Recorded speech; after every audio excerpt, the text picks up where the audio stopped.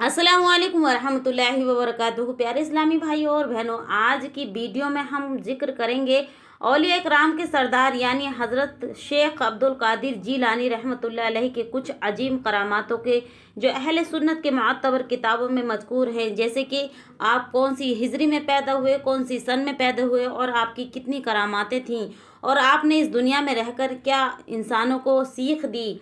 तो देखिएगा, हज़रत शेख अब्दुल कादिर जीलानी रहमतुल्लाह अलैह की विलादत 470 हिजरी में जीलान यानी ईरान के एक शहर में हुई और आपका विसाल 561 हिजरी बगदाद शरीफ में हुआ।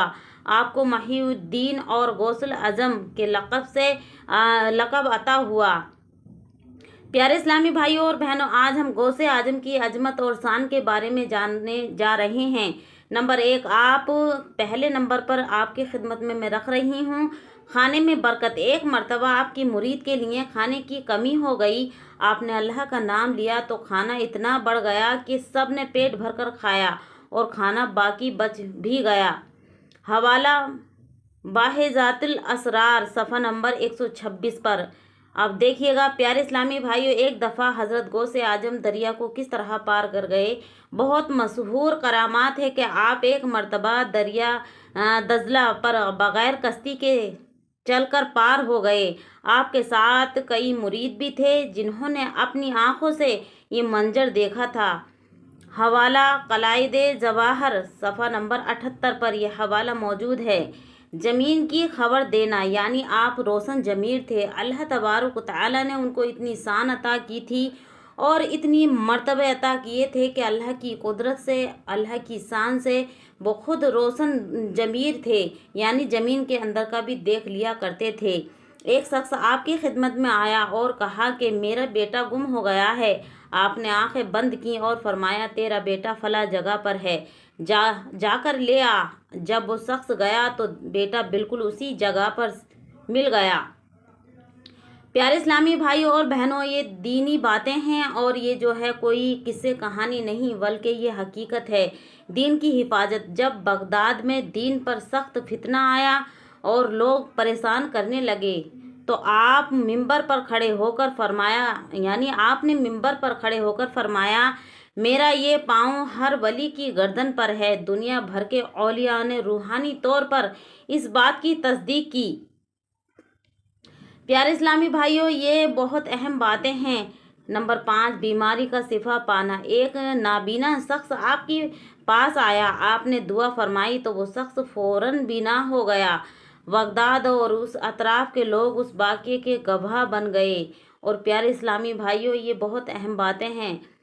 वाहिजातुल असरार सफ़ा नंबर 175 पर यह हवाला मौजूद है। तीसरा इसका ये है हवाला और नसीहत, और हमको क्या सबक मिलता है इन बातों से। देखिएगा, गौसे आजम गौसे पाक की करामात हमें ये सबक देती है कि अल्लाह तबारक ताला अपने दोस्तों को इज्जत व क़ुव्वत अता फरमाता है, लेकिन सबसे बड़ी करामात यह है कि इंसान दीन पर कायम रहे, मुत्तकी रहे, परहेजगार रहे और नमाज की पाबंदी करे, गुनाहों से बचे और अल्लाह के रसूल सल्लल्लाहु ताला अलैहि वसल्लम की इताअत करे, तो हर इंसान को सब कुछ मिल सकता है।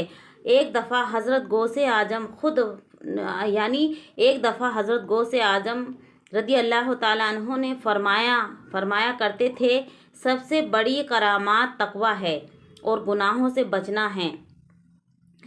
हवाला फतवाए अलगैब मुअज़्ज़ नंबर 59 पर यह हवाला मौजूद है। प्यारे इस्लामी भाइयों और बहनों, दोस्तों और मेरी प्यारी बहनों, ये थीं गौसे पाक की रहमतें। अल्लाह तबारक तआला की अल्लाह तबारक तआला ने उनको इतना अता किया कि ये उनकी गौसे पाक की चंद करामातें जो अहले सुन्नत की मुअत्तबर किताबों में दर्ज हैं।